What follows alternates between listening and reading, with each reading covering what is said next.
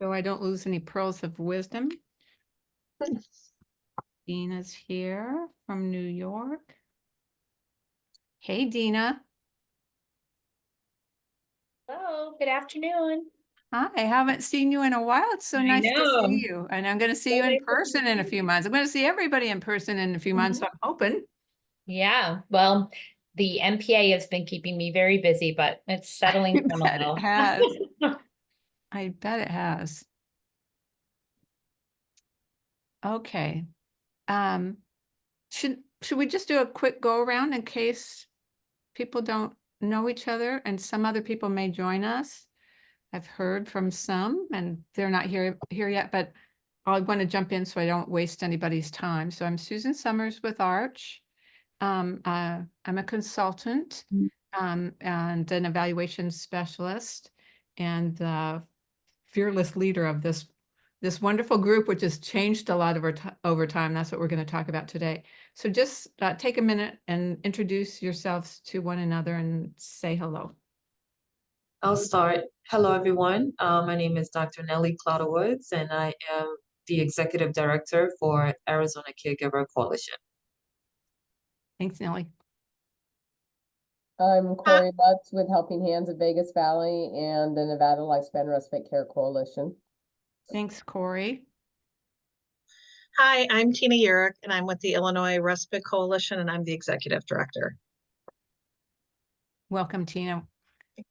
And hey, Amy. Hi. Sorry, I have to blur my messy room in the background. Yeah, I've kind of blurred mine. That's the that's the secret. Yeah. We're just doing a quick introduction, then we're going to hop in and talk about the way forward with this group.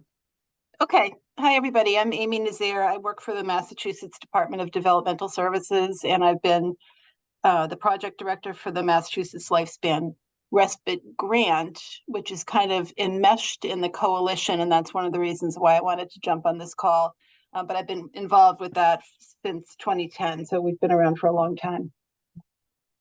I'm really glad you're here, particular because you're one of the states that I wanted to talk about this morning. Oh, okay, good. Yeah. Hey, Abby. Hi.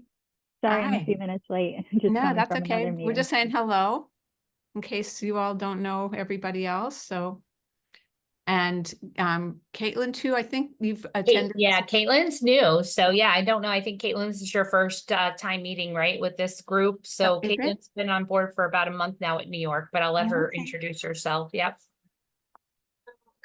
My name's Caitlin Gurney. As Dina said, I've been at NYSOFA for about a month now, so I'm working closely with Dina and Abby on the caregiving program and primarily focusing on the data aspects of it, but a little bit of program stuff every now and then. Oh, So that's happy to wonderful. be here. Okay. Well, thanks everyone for being here. So I'm going to put you to work today. I'm going to do, whoops, hold on. I'm good. A little dizzy this morning. Okay, there we go. It just passed. I'm going to share my screen and I've put together some slides.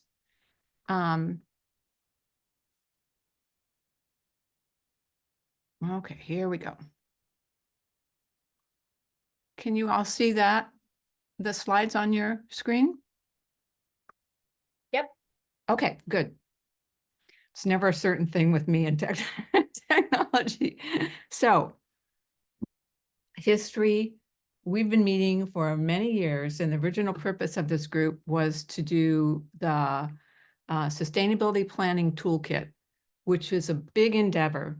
And I'm so glad Amy's on this call because she was one of the original grantees with the toolkit. And New York is the only living group of people who have actually completed and implemented a plan. And it took a lot of effort, but I'm seeing the result. And I've told Amy I was so glad she was here because Massachusetts is one of those states that is long and strong, but have had some interruptions and done some like marvelous repairs in terms of systemic organization and resources that just like, I marvel at. I think it's one of the best examples of how to to work on sustainability from a whole systemic approach. And this is going to be a theme, systems planning versus piecemeal planning. Okay, so this learning collaborative no longer serves its purpose in terms of hands-on sustainability planning using the toolkit. So one of the things that Jill and I've talked about is how many new lifespan respite grantees there are that don't have any of the background that long-term, a few long-term states have. And so this is all kind of new to them.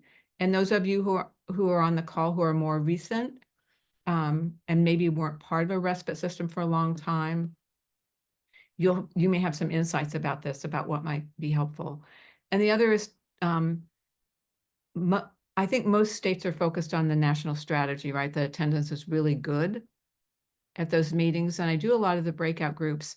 And one thing that I've noticed, well, first of all, is that there's such an alignment, natural alignment between what we do in the respite care system and the national strategy. But in the breakout groups, and this could be just a function of the breakout group questions, but I suspect some of the planning is really piecemeal. They don't really look at the whole system. And when I present that to you, you tell me what you think about that. And then I just think it's helpful to have peer-to-peer support. This group, especially at the beginning, had a large group of people that came every month, and there was such cross-fertilization and support outside of the group. And I think that could be helpful for new grantees, but I'm not sure how to orchestrate that exactly. Okay, so here's what I think the issues are for sustainability. So just a reminder, when we survey the whole network, almost everybody says it's like one of their top priorities, but nobody wants to do it.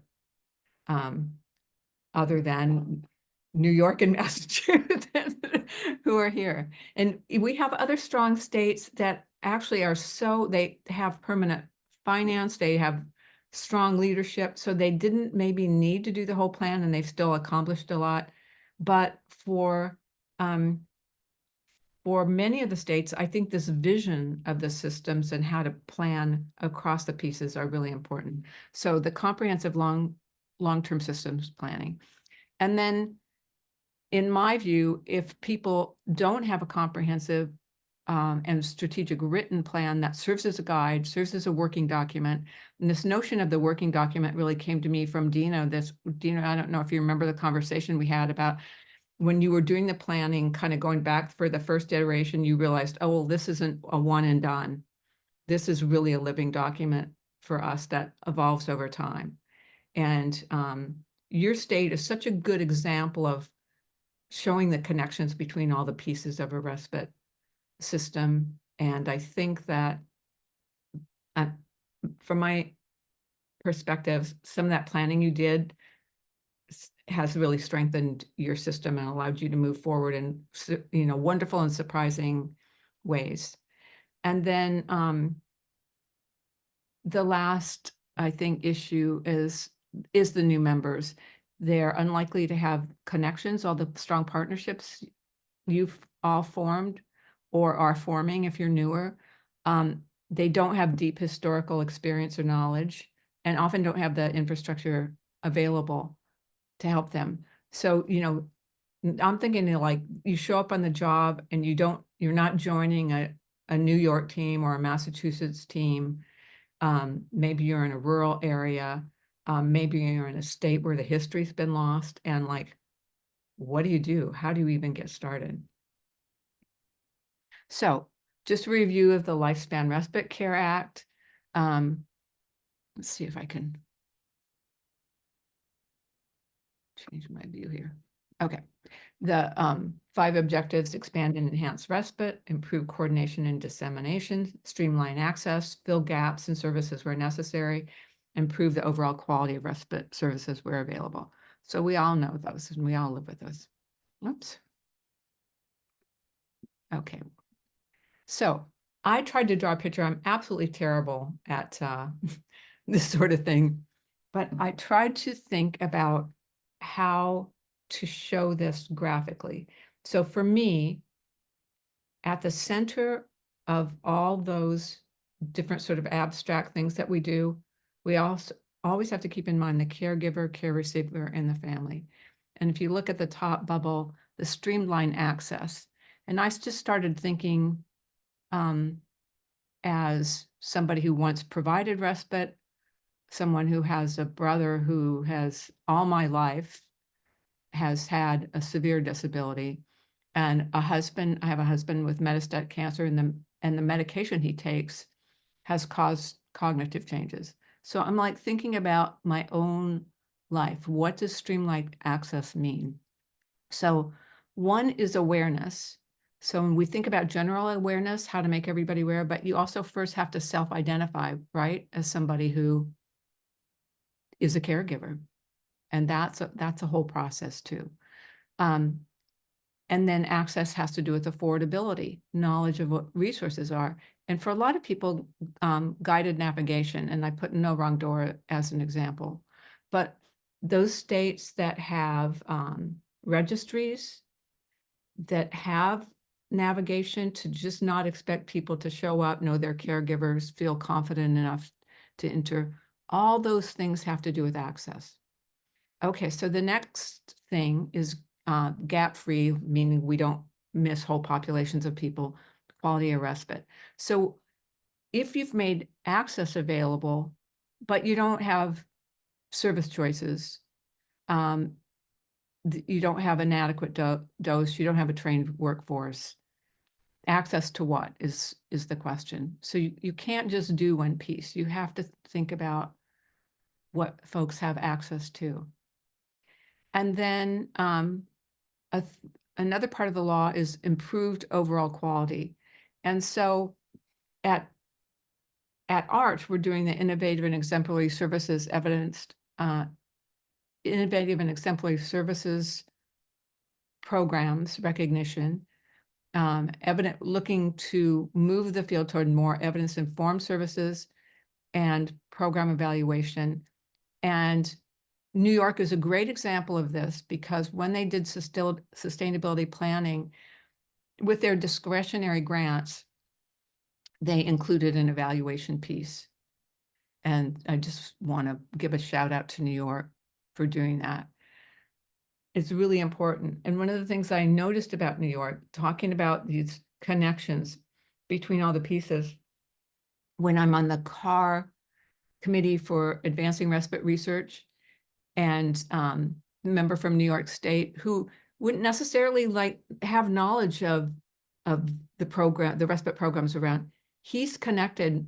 So this connection between this planning level and what's actually going on in the field, I think sustainability planning, if you do it well, can really reduce the distance, right? So when you make a policy and planning decision, you really understand how it impacts programs, caregivers, care receivers, families. Anything you're doing to plan, you want to make sure you're getting it right for caregivers and families.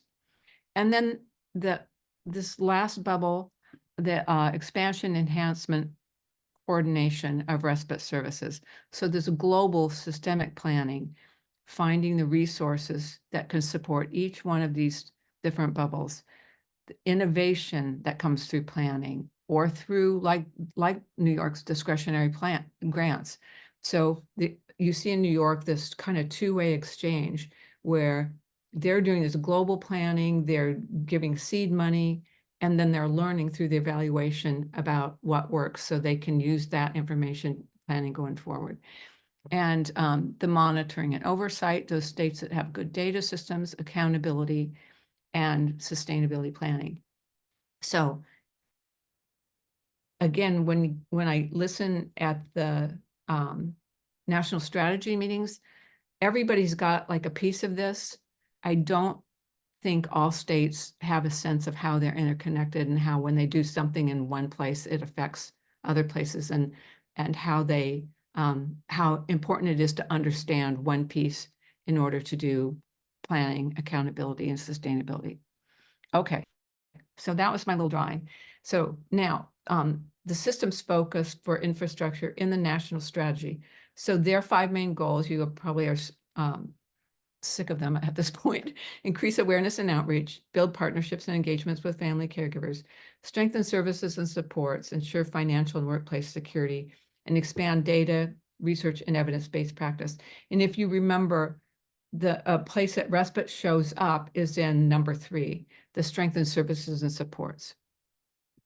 So here it is. Here's their list of all the things. And the second one is flexible and accessible respite care.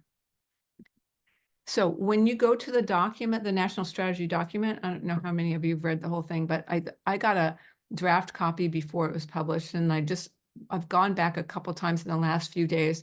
So it's 102 pages, and I find it like a really challenging document to go through and to reconcile with that model, with our Lifespan Respite Act. Because it's good. They show how things are aligned, and they had a lot of listening sessions, so you really get a caregiver perspective. But if I were a new person trying to figure it all out in the context of understanding the national Lifespan Respite Act, I would be, I think, kind of flummoxed. And so I just sort of went through our Lifespan Respite Act in orange. Those are the 5 parts of the law. And here are the 5 goals of the national strategy. So if you look at number 3, that's where family caregivers can obtain respite services that meet their unique needs. It maps on really nicely, I think, to 4 of our 5, the goals of our act. And then the other parts of the national strategy that aren't really about respite per se still really relate to respite: awareness and outreach, building partnerships and engagements with family caregivers through our coalitions, through programs, through advisory boards. And then in number 5, expand data research and evidence-based practices. So I think what my thought is that, like, the more we can intentionally connect those, reduce any duplication. But when we tackle the national strategy, think about it in terms of whatever we invent, how it connects to other parts of the lifespan respite system, and how we sustain those. Okay, so this comes from the original work we did evaluating those grantees, the technical assistance grant for using the sustainability planning toolkit. Okay, excuse me. And these come from the report that you see in that photo, which you can find on the Lifespan Respite website, on the ARCH website. But in addition to that original document, I've learned from this group some other things that might be threats. So no formal written sustainability plan. I've seen this in the innovative and exemplary programs, and I see it in the States. If you don't have a whole systemic vision, that's a threat to sustainability, because each one of those bubbles in that graphic support the other parts of the bubble. Okay, piecemeal planning, no historical record of respite work. This happens in those states where there's a big gap between when somebody leaves and someone's hired, or I've seen people have all the respite stuff on their personal computers and it goes with them, so nobody can find what's gone on before. The website's not very good in giving the history, that sort of thing. Isolated leaders. I've seen a number of states that had actually really charismatic leaders and people loved following them. And when they left, things literally just died. And concentrated leadership, same problem.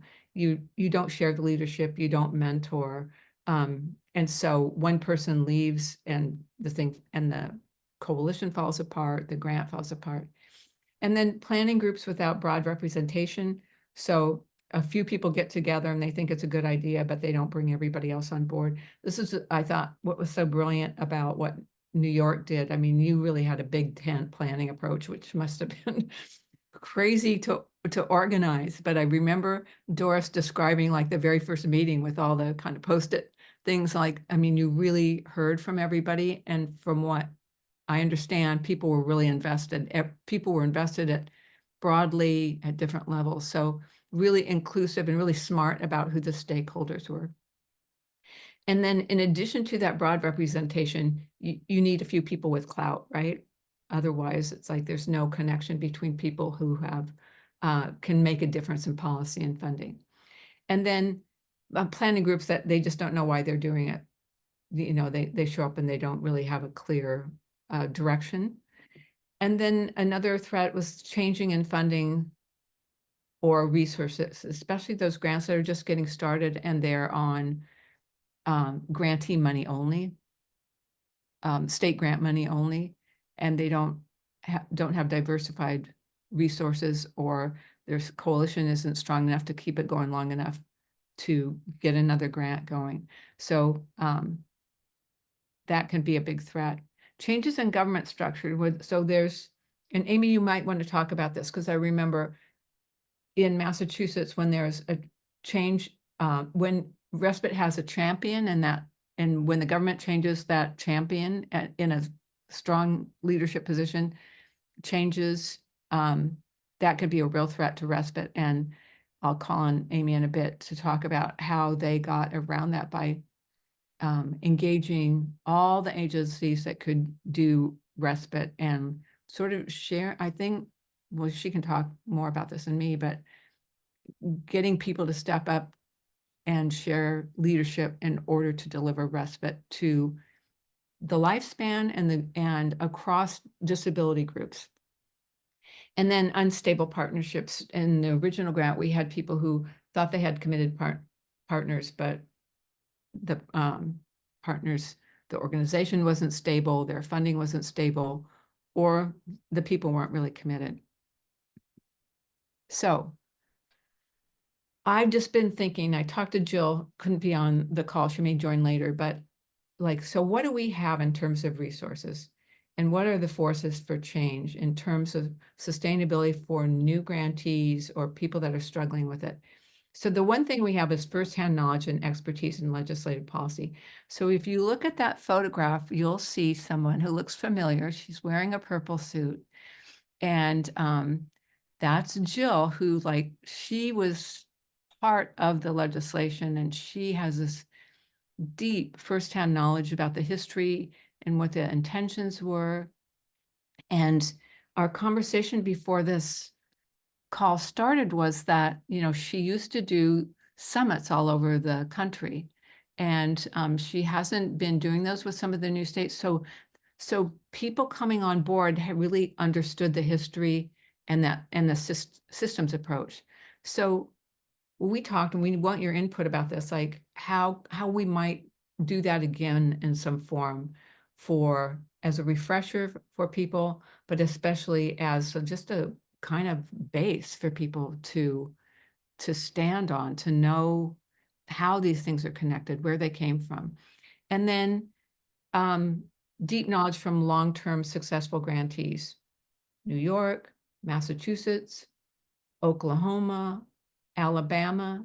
I mean, we have a number of states that have figured this out, and they're really stable, but also continue to innovate and grow. And then we have these archived ARCH resources. We have so many documents and so many webinars.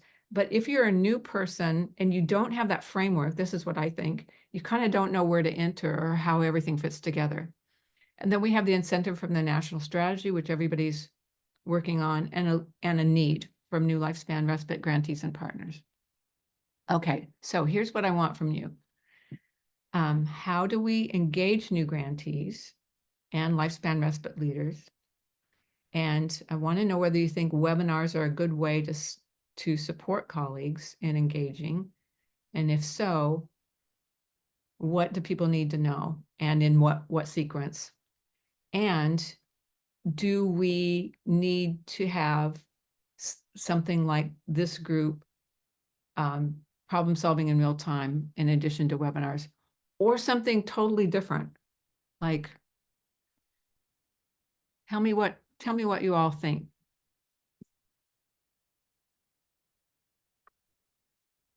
I almost wonder if maybe some kind of something sort of halfway between webinars and a learning collaborative, like maybe more like mentoring or coaching Yeah. would be more useful, because I know, I know for me, and I'm sure everyone else on this call, like I'm thinking as you were talking, Susan, like, okay, how does this relate to my state? And Mhm. everybody's at such a different place. Plus the states, I mean, every state is organized so differently that might Yes. be more impactful, or maybe some combination. Yeah. So I've always loved that idea. My worry, and I know Jill's worry, is the states that have the longest history and like are more stable are really busy, and we also call on you all so often. That's one of the Mhm. reasons I brought up, like, we have this whole trove of data, but you know, how do you know where to go? And you kind of need that human piece that you're talking about, Amy. But how would we do that without totally burdening you? Like, Well, and just to build upon that, ironically, I was thinking of Massachusetts as like, we need the mentoring, not that we would be able to give the mentoring, although we could do that too. I think I definitely in Massachusetts could both offer lessons learned. I'm sure this is true from New okay, York as well. But I also feel like I and we need some guidance too, because we're okay, at a different kind of turning point with, like, I'm going to retire in a couple of years, and I don't want this whole thing to fall apart when I retire, yeah.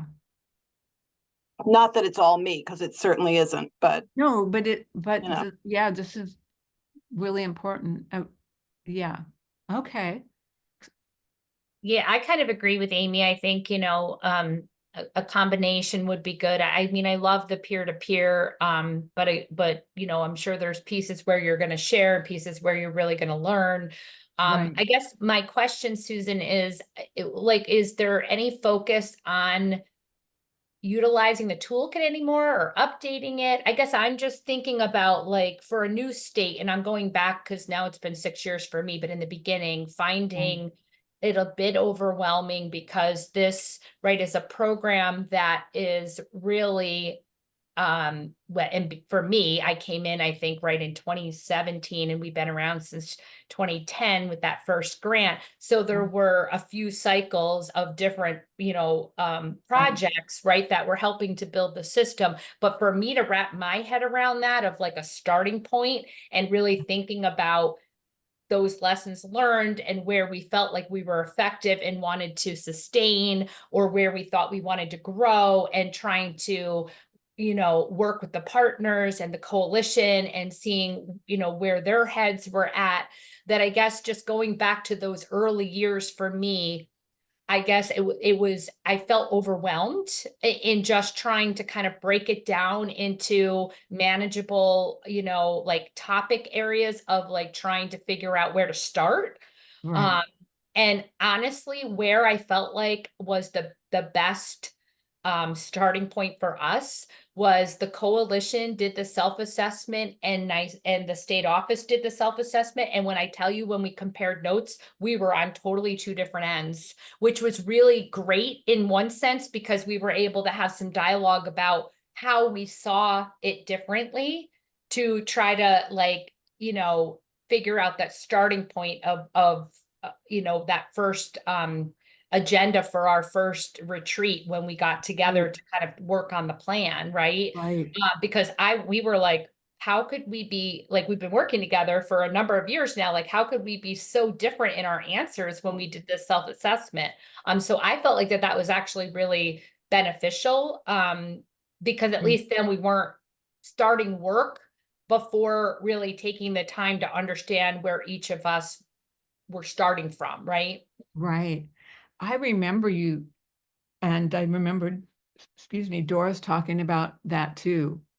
just like, what a surprise that was and how important it was to understand different people's perspectives and kind of reconcile them.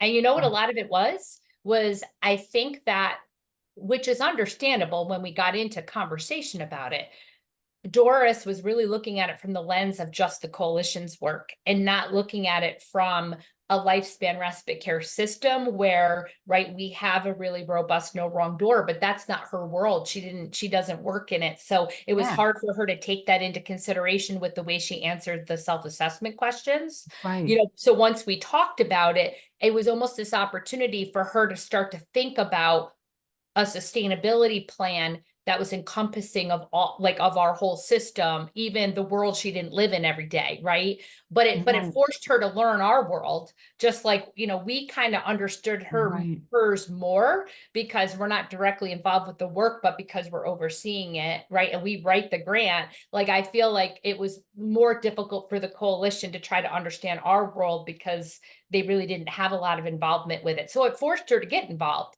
Like, Yeah. she then had to learn, like, what is it that we're doing and what are the deliverables that, Yeah. we have, that we're, working on, so that she could kind of see it differently. See, I think this is so important because when I was doing the evaluation of the original projects, I like spent hours with Jill, with her explaining. Now, I've run a respite program before, and I've also done some I'm by training an early childhood special educator. When I moved to Washington State, I ran a program, a high priority infant tracking program for kids that were born at risk, connecting them with doctors. So I was sort of at that state kind of planning, monitoring level. And then when the public law started including kids birth to 3 with disabilities, so I worked on that state planning commission. But this was so different. I mean, the Lifespan Respite Act is so systemic. And so what you're talking about, Dina, I just like didn't get it. As I was interviewing you, Amy, and like the other states, I was like, I kept like, I couldn't figure it out. Even as I was interviewing people, like, what is it they're doing? It's not a program. It's not a program, even Yeah. though there might be programs kind of embedded in it. Right in it. Yeah. I couldn't get it. Yeah. I mean, it just took me so long to understand. Yeah, me So- too. I was right there with you. So I Mhm. do feel like for any new state coming on, right, that it can Right. feel a little like, where do I start? Like that Mhm. was how I felt. And Amy, the self-assessment was, I think the module 1 contained a self-assessment tool. From the finance project Yeah, toolkit. yep, Okay, yep. okay. Because it's ironic that we actually, and I can talk a little bit more about our experience, but we're actually, just the other day, we were talking about the team in Massachusetts that we need to think about doing another strategic planning retreat. And I said to the group, we should really dust off those finance project materials because it was 10 years ago, I think, that we started working with those. And we haven't looked at them in a long time because it was Right. for a variety of reasons. But They're really hot. They're kind of overwhelming I mean, I can't believe New York they did are. it. Well, Yeah, I will they're tell very you though, thorough. I mean, they're great. I really, They really are. like them, but Yeah. they are overwhelming. we Yeah. modified them. And I think Doris shared that right when she was talking about, I mean, Right. we started with the self-assessment right directly from the toolkit, but then when we hired the paid facilitator, which is our evaluator, like he modified, to kind of make sure that it fit for because Right. he's been involved since the beginning, right? So because I don't Right. think we had our first meeting until like 2018, 2017 or 2018. It was like the first year I had come on board, but and we had our state summit right before we did that strategic planning for sustainability, which was wonderful because it kind of all connected, but he really did modify the toolkit. And I think that helped a lot because I did find the toolkit to be a bit overwhelming. And also I felt like, were we going to spend too much time trying to figure out what pieces applied to us? So it was kind of good. We paid him and he was able to do that. And then he Right. was able to get a really good agenda that was going to be effective for, a day and a half with us. Yeah. And he's one of the all-time nice guys and an excellent facilitator, and he writes it up. So this is something we learned when we did the original evaluation, is those states that had facilitators, because it's too much to keep in your head, but also the people that you most want to talk, those of you that are leading, and in those positions, if you're facilitating, you don't get to be A a contributor. person who, yeah. you That's don't get how to be I a felt contributor. too, where I was like, it was good to have someone else like, be asking the questions and making us really think through strategic, solutions to some Right. of these things and giving us that opportunity to brainstorm and talk about, because that's the other thing. We get so busy in the day-to-day work that, locking us up in a room for a day. I mean, we feel exhausted at the end, but we come out of it with like a really, fantastic plan for the year. And then it builds into our sustainability plan. Yeah. So And then you just see all the progress and you say, so it's like, mm, but when you start it, it's really a leap of faith, isn't it? yeah, oh, definitely. Yeah. So I guess for me, I'm just thinking, I just, that was my experience with being somebody new coming in and not being around since 2010 that Right. So you, I think we, somebody's hands raised too, Susan. I just want, I oh, want to hi, be sure I'm not Nellie. monopolizing. Sorry. Yeah, I'm horrible at this. Thanks. Hi, Nellie. Hey, Oh, so that's, okay. as you all know, oh, I'm sorry, Amy, was your hand Yes, up as well? No, all I saw was Arizona Caregiver and I didn't realize that it was Oh, you. I sat next okay. to you at the panel at that's the right. summit. How you doing? Good, how are you? Good. So, I haven't been, as you all know, or may know, I haven't been, around the 10 years and was fortunate to be a part of that project building, relationship building experience you all went through. So I will consider myself, although probably 9 months with the agency, I'm still a baby, right? That 9 month infant, I haven't even walked yet. So, and that's the way I see it. But wow, just hearing you guys talk about the journey and the exploration, inside here is I'm feeling a little like, oh, I wish I was there 10 years ago, but I haven't been. And it's something as a newbie, I would like that to be replicated. Is there any way an experience like that can be replicated? I want to go through the hard realities and the tough, you know, tough times and figuring it out and merging and building I want to be part of that, Deanna. Yeah. I want to be a part of that, Suzanne. Yeah. Um, is Well, there a way to replicate that same experience for me? Is there a list of those consultants that know the lifespan respite materials from the beginning, still around, that I can contact and ask if they'd be willing to put me through that journey? Melanie, I'm sorry, Nellie, do you know Melanie Starnes? Do you know her, Susan? no. So there's a woman, I believe it's Arizona, because she said she worked closely with David Best, Oh, okay. rest That in would be peace. Arizona.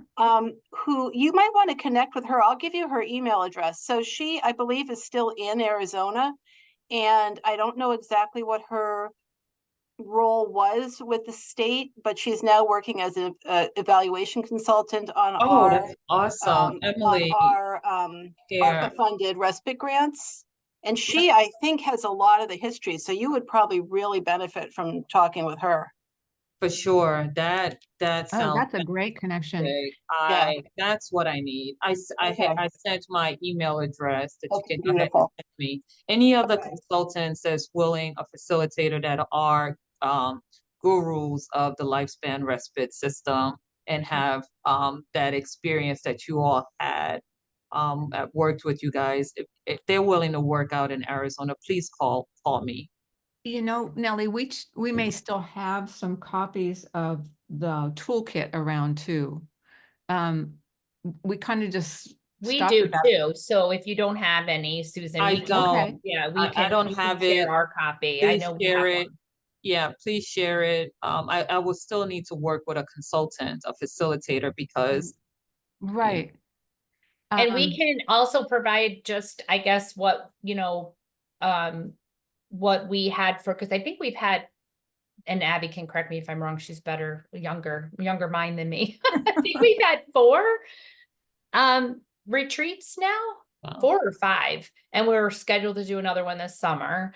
So we have been doing them annually, but I can share all of our agendas and notes and what we did from the toolkit, right? And kind of helping us process in thinking about, where we were and where we were wanting to grow. And if that's helpful at all. Yeah. And New York's done webinars about the process. Yeah. So, I mean, one of the things I thought about is just making a sort of list, almost a taxonomy. If you want this topic, here are the webinars that Arch has done. So you don't, if you're new, and the Arch website is just a treasure trove, but how you figure out what's what. I think So- that's a great idea, Susan, because there is so much material, so much great material on the website that, yeah, I think that's a really good idea to have a roadmap. Yeah, and it's well organized now since we've done it, but you still don't know which particular pieces Yeah. you want to go to. Okay. Okay, so the self-assessment, the organizing. What Amy said was really interesting to me about, so somebody, because I consider Amy one of the, wise people that's been around and knows how to do this, but that transition, leadership transition. I wonder if we maybe just want to organize special topics and reach Yeah. out to people.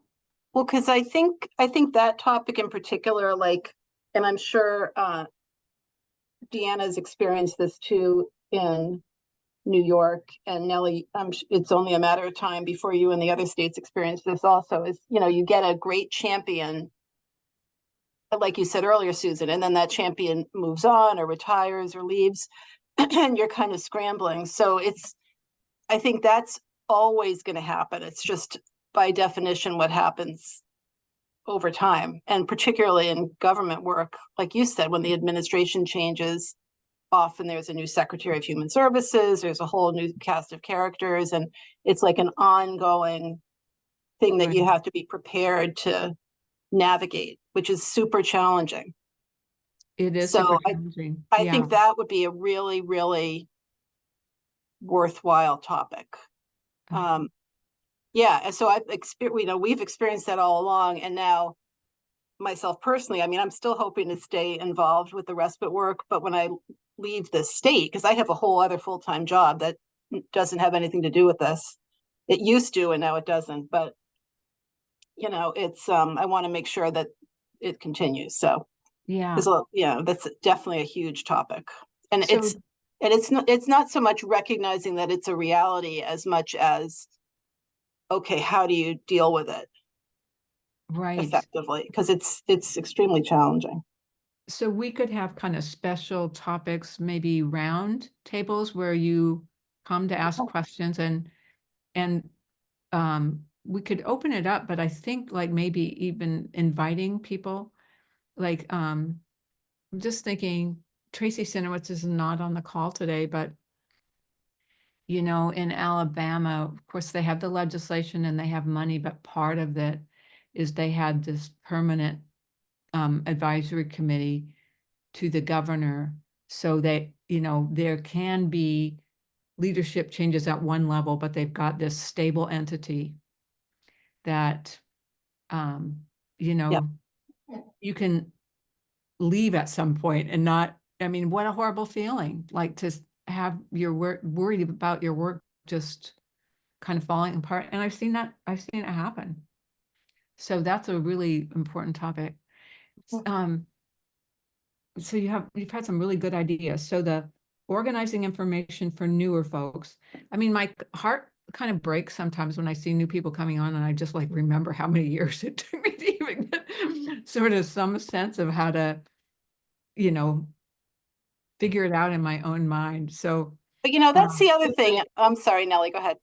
Oh, Amy, real quick, Susan, just so you know, a newbie here, and just listening to you, all you great leaders that are just fighting the fight and going through the trenches and sharing your stories. As a newbie, I want to be a part of that. I want to be a part, and I want to go through those growing pains it's going to take me just as, not hopefully not just as long, but it is going to take me a while to get it, like really get it. And I accept It it. does, I yeah. accept it and Mhm. but I want to also be a part of it. So it is okay. And thank you for sharing that. It took you a long time, and thank you for empathizing what I'm going to face. Yeah, I also yeah, want to be it's there. okay. But you know, we were interviewing, think it was Rhode Island, who they have innovative and exemplary program, but they have the sort of statewide, one of the big things they do with their grants, their respite grant, is fund their nursing programs. So they have university-based nursing programs. And so we were interviewing a person from that program for the podcast, and she said, it was Chris McGran. She said, "Oh, well, I want to have T-shirts made that say respite is a contact sport." And I think about that, you know, for sure we know that like in service, but in planning too, it is too overwhelming and lonely if you don't have a friend to do this with. I Mhm. mean, I think that in the original evaluation, that document of like putting together a coalition, but you need some friends. Hey, Amy, what are you thinking? No, the other thing that I would say to newbies is you've got to strike a balance between the systemic change piece and then concrete tasks that you can Yeah. provide and succeed at. And I think that will keep you going, because if you're too focused, and I struggled with this a lot because I'm sort of in a middle management position. I'm not in a position of great influence across the state, maybe within my agency to some extent, but you know, I didn't have the ability, the positional authority to make big systemic changes, but I kept looking at the big picture and like, oh my God, why can't we change this? But you have to balance that, because that is a slow and steady wins the race kind of thing Yeah. with, okay, well, let's do a summit, or let's do, you know, a small round of mini grants, like more bite-sized things that you can actually accomplish so that you have the two things going simultaneously, Yeah. I think is That- crucial. That's such a good point, that going back and forth. If you just do the concrete task and you don't know how they relate, you don't have a vision of where you're going, that's the piecemeal. They're just these isolated things. And they can be good in and of themselves, but the act is for the system. And when you see the states that can really get all those pieces together, the access piece that connects to something, and the evaluation piece that shows the progress that you can use to leverage for more funding, for advocacy, for policy change. So Dina, we've never used raised hands before. I like it. I guess I think that's why things have worked so well in New York, because I feel like I try to be more of like connecting the dots, like thinking through, right, the systemic, and trying to make sure that big picture thinking, where Doris is really more focused on the deliverables of, you know, all of the wonderful work the coalition offers. And we have a really good example of that is, so with the master plan for aging work that's happening, Doris led 2 of our work groups, and they are loving the new respite voucher program that's been up and running for a few years now, because it's really helping to fill the gaps, right? And this is probably the first time that we've really had some of our sister agencies at the table in talking right through what the coalition has to offer. And some of them, it's the first time they're hearing this information. So there was a big push where they wanted to submit a recommendation to have the state fund the voucher program, in case we ever lose federal funding. And I had to take a step back, and I'm all in favor of the state funding the voucher program to continue to fill in gaps, but what good is the voucher program if we don't have a coalition to administer it, right? So like, to me, it was like trying to explain to them that each and every grant that we apply for is competitive and there's no guaranteed funding. So you want to provide state funding to a program that if you don't have the doors open of the coalition, who is going to administer it? And that was like a real aha moment for them, where I was like, let's talk about a recommendation that funds the coalition, right, for their core services. And then, yes, we'll continue to apply for these grants we're eligible for to offer, more innovative, programs and services, and hopefully be able to serve more families.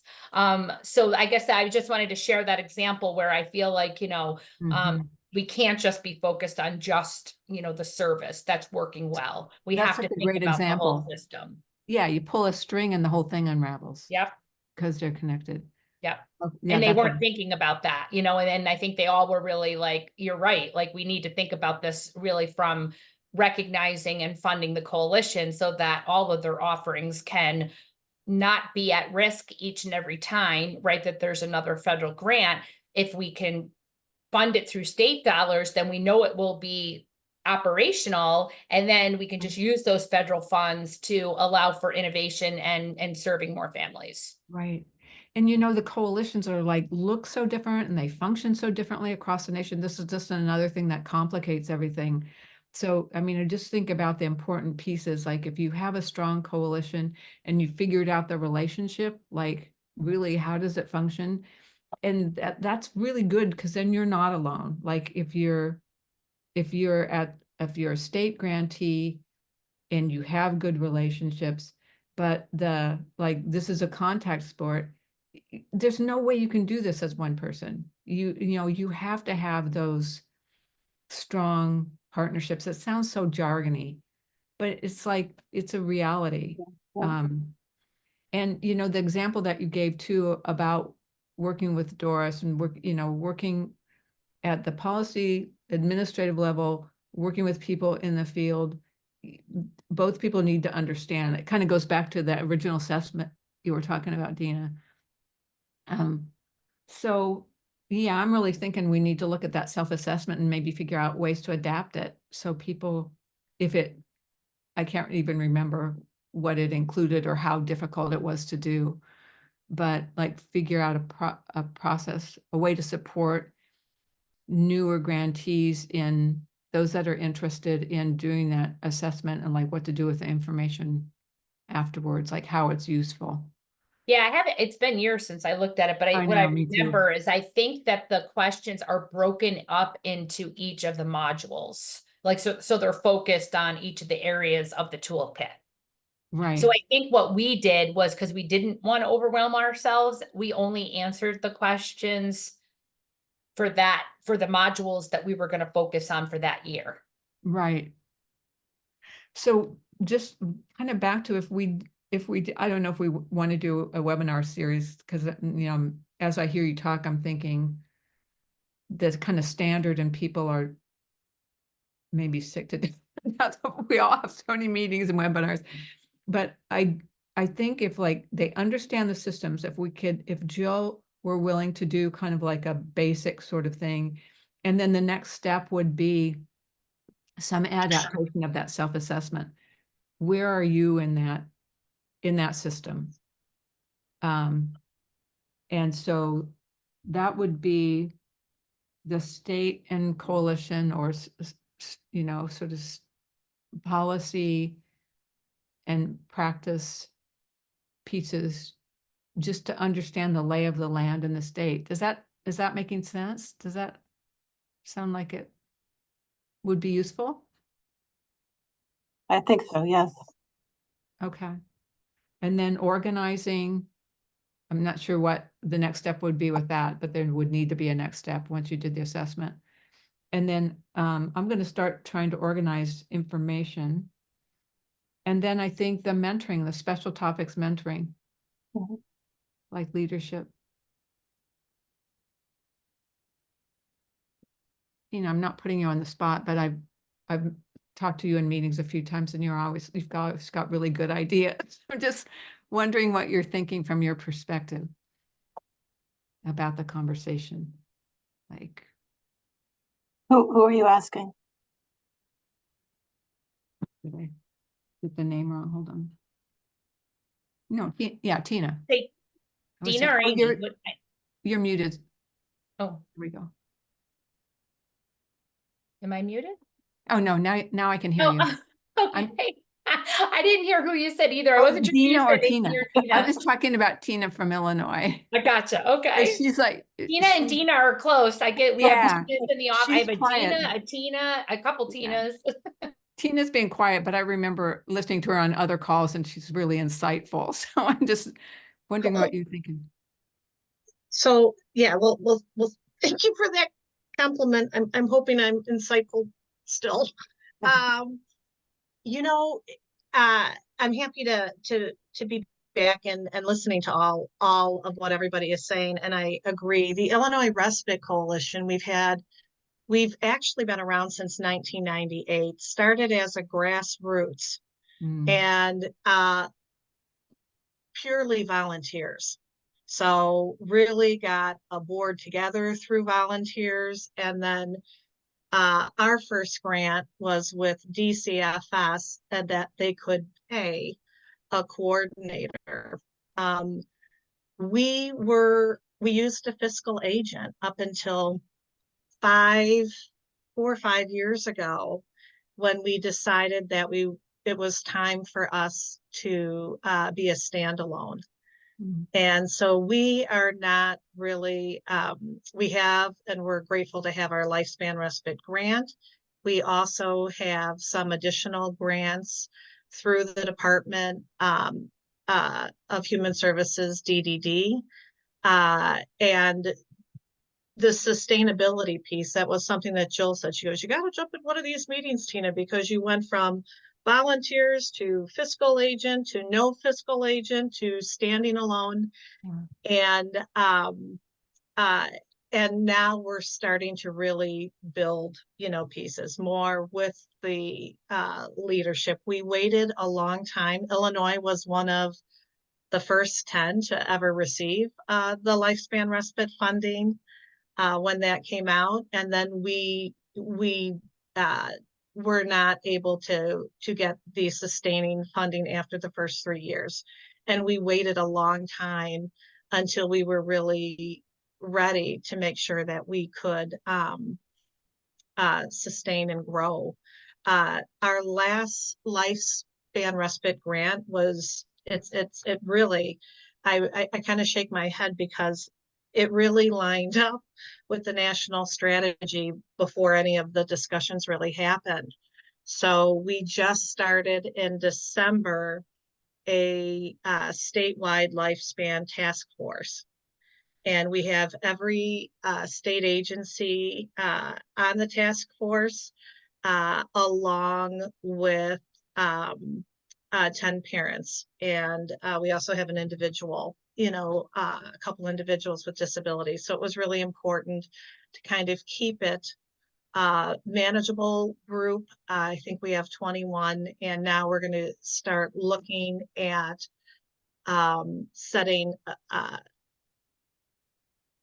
participating in committees, and from the national strategies, the group decided on strategies 1, 3, and 5. So what I found really helpful too, Susan, is when you put the lifespan respite goals up there right next to the national strategy, because that's where too, you could see where things kind of, also match, but it can be a little confusing too for others, where they're like, should you just be doing this, or should we be, making sure that we're not looking at duplication of services? Right. So I really love your ideas. I think, leadership transition is really a huge piece, and just knowing who you can ask, who's willing to take a call, who you can shoot an email to say, I just, this is what's happening in my state, or I'm running into some different issues. Has anybody else, run into that, I think is really important. Yeah. And I agree. I was just talking to a state, Ohio reached out to us, and they're like, we're looking at, creating a respite coalition. And that was the first thing. I'm like, I'm happy to talk to you, but you're going to want to go to Arch. You want to go to their website. They have everything you need to know. And I, and that just has been a lifeline for us as we've gone and reviewed things. And especially with this new task force, I was able to go to see what other states previously had task force, what were their Right. findings, any lessons learned from that. And that was something that we also just shared too. at our last task force meeting on Tuesday. So I'm glad I called on you because I was thinking, okay, you're on the group. You've got to be on the group. Because I think, and Amy, you can jump in here. I think like some of the things that Tina's talking about could be really helpful to you in figuring out how to organize people so when you leave, you can feel good about Mhm. that there's a team. Oh, yeah, I'm definitely gonna reach out to you, Tina. And the other thing I was thinking about that might, I don't know if I can say this coherently, but kind of relates to getting buy-in from all the right partners is like, is it better to try to align with other ongoing initiatives or to start something different? Like what I mean by that is like, for example, in Massachusetts, we have now, because we have a relatively new secretary, we've got some massive strategic planning effort going on that I don't know a whole lot about. But I'm trying to find out, like, is there any point of intersection with respite? And do we try to insert ourselves into that? Or do we try to do something different, you know? And I think, Right.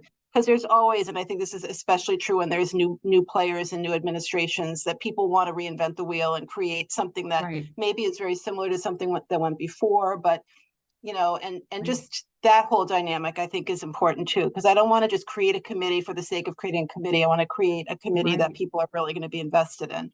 Right. Well, it's so It's interesting that you say point of that, and Jill will decision. know the history better than I, but with the national strategy, I think it took a lot of respite advocacy to see like, hey, we're doing all that. This is really relevant for your mission. And then, so then you're part of the national strategy, but then you still have to go back to your state, like figure out Mhm. how people actually make it relevant in real time. Okay, I've already kept you over. I'm going to pull together some ideas based on this. And then I think Jill and I talked about, we don't want to do this meeting monthly because people are so overwhelmed. We want it to be really meaningful. So I'm going to come back to this group when I kind of figure out what you all have told me. I definitely would like to pull together a sort of a leadership and transitions group that includes mentoring and the kind of discussion that we're having, but really hands-on. Like I just want to go deeper with Tina to figure out like that there's a long period of time and you kept things going, and like when you pulled people together, who did you pull together? How did you, how did you decide what to work on? How did you configure the groups so that people kept coming and contributing? So we can kind of get in the weeds with that and think about who else might be part of that group, a leadership group that would be helpful to you or that you could help. And I'll start organizing information so people can access that. And Nellie, you're gonna talk more to Dina about the toolkit, the sustainable planning toolkit. And I'm gonna try and find some documents from our early meetings that might be helpful to you for that task. What else am I missing? Oh, the self-assessment. I'm going to take a look at that self-assessment again. Think about how we could maybe use it more widely or some variation of that. Okay, we're good. Okay, so no meeting probably until after the national conference. I think people are kind of really busy. I know I'm really busy with reports and stuff, but after the national conference, we'll convene a meeting around leadership. And in the interim, I'll start working on those things. And you all talk to each other when you need one another. That's part of the deal. Okay, any parting words for anyone? Everybody good and happy? Okay, I appreciate you all a lot. And I send you on your way. Have a Thank you, great Susan. weekend. Good to see Thanks a everybody. lot. Yeah, good All to see right. everybody. Thanks so much. Bye-bye. Bye.